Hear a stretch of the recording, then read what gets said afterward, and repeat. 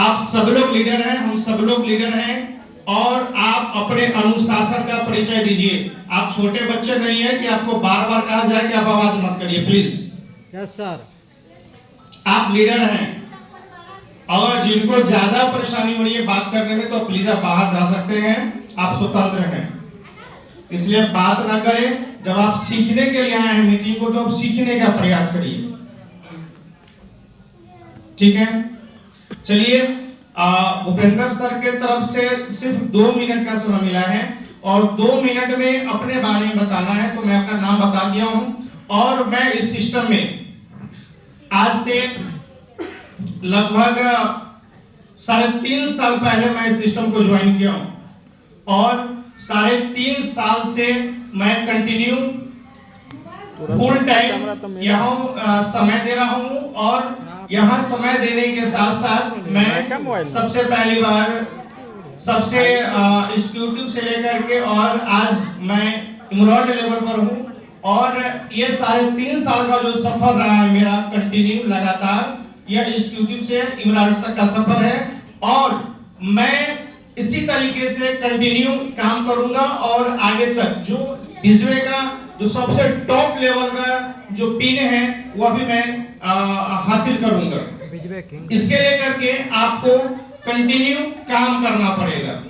आज अगर हम सब लोग अपने घर से यहाँ तक आए हैं कुछ समझने के लिए, तो उस चीज को समझिए, और समझने के साथ साथ उस चीज को आप अपने जीवन में लागू करिए, तभी आपका मीटिंग आज का सफल होगा, आपके यहाँ आने का उद्देश्य सफल होगा।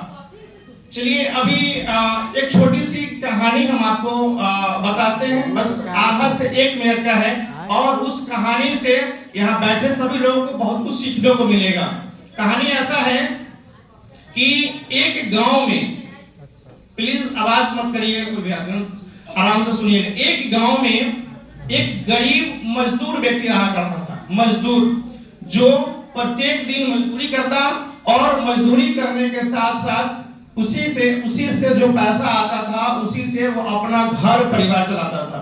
मजदूर व्यक्ति कुछ दिन तक काम चला, उसके बाद लोग उसको काम देना नहीं पसंद करते थे। वह व्यक्ति जो काम, जिसको नहीं काम मिल रहा है, वह व्यक्ति काफी परेशान हो गया, घर परिवार चलाने में असमर्थ हो गया कि भाई अब क्या करें, काम तो है नहीं मेरे पास। उसने क्या किया, अपने ही गांव के राजा के पास गया, और उन्होंने राजा से ये बात रखी कि राजा साहब, हम इस गांव में मुझे कोई भी ऐसा व्यक्ति नहीं है जो मुझे काम देता है। राजा को काफी चिंता हुई कि भाई अगर व्यक्ति काम नहीं करेगा तो वह अगर आमदनी नहीं करेगा तो वो खाएगा क्या। उन्होंने कहा, सुबह का समय था, उन्होंने कहा, राजा ने कहा उस गरीब मजदूर से कि ऐसा करो, तुम आज शाम होने से पहले हमारे राजमहल से तुम्हारी जितना चाहे धन दौलत हीरे जवाहरात अन्न पानी जितना चाहे सब ले जा सकते हो। वह राजा मजदूर काफी एक्साइटेड हुआ, काफी खुश हुआ कि राजा साहब हमको इस तरीके की बात बताए हैं, ले जाना है। वह व्यक्ति अपने घर गया, अपनी पत्नी से कहा कि राजा साहब ने मुझे बताया है कि आज आप हमारे राजमहल से आप जितना सोना चांदी जेवरात जो चीज भी ले जाना चाहते हैं, सूरज ढलने से पहले आप ले जा सकते हैं। उसकी पत्नी भी काफी खुश हुई, अपनी पत्नी को बोले कि मुझे ऐसा करो कि मुझे भूख लगी है, मुझे खाना खिलाओ। उसकी पत्नी भी खाना खिलाई। खाना खिलाने के साथ साथ उस मजदूर को, जो है हम सब लोग जानते हैं जब हम लोग खाना खाते हैं तो खाना खाने के बाद आलस आने लगता है। वह मजदूर खाना खाया, उसके बाद उसको आलस लग गया। आलस लगने के साथ थोड़ा सा वो ऐसे उठा, तो अब उसको लगा कि भाई खाना तो पेट को भर ही गया है। हल्का सा उठा, उसको काफी तेज नींद आ गई, पैर पसार के व्यक्ति सो गया, और लगभग 2-2.5 घंटे के बाद उसकी नींद खुली।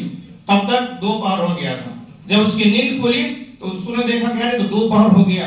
उसने क्या किया, फट से झोला बैग उठाया और राजमहल की तरफ दौड़ना शुरू कर दिया, क्योंकि उसको राजमहल की तो पहुंचना था। उसने राजमहल की तरफ दौड़ते दौड़ते दौड़ते दौड़ते जब वह आधे रास्ते पर गया तो काफी धूप की वजह से उसको जो है कि थकान महसूस होने लगी, प्यास लग गया। देखा कि बगल में पीपल का पेड़ है, वहां पर वह व्यक्ति बैठ करके सुस्ताने लगा। गर्मी का मौसम था और पीपल के पेड़ के पास बहुत अच्छी हवा लगती रहती है, हम सबको पता है। वह व्यक्ति पानी पिया और वहीं बैठ करके वह सुस्ताने लगा और सुस्ताने के साथ साथ उस व्यक्ति को नींद आ गई। और जैसे ही उस व्यक्ति को नींद आ गई, वह व्यक्ति जो है फिर से सो गया, क्योंकि नींद आई, थका हुआ था ही, वो व्यक्ति फिर से सो गया। और सोने के साथ साथ वह व्यक्ति अब इस बार जो सोया वह 4 घंटे के लिए सो गया। जब 4 घंटे के लिए वो व्यक्ति सो गया, तो जब 4 बजे उसकी नींद खुली तो उसने देखा कि अरे तो शाम होने को है, अब क्या करे।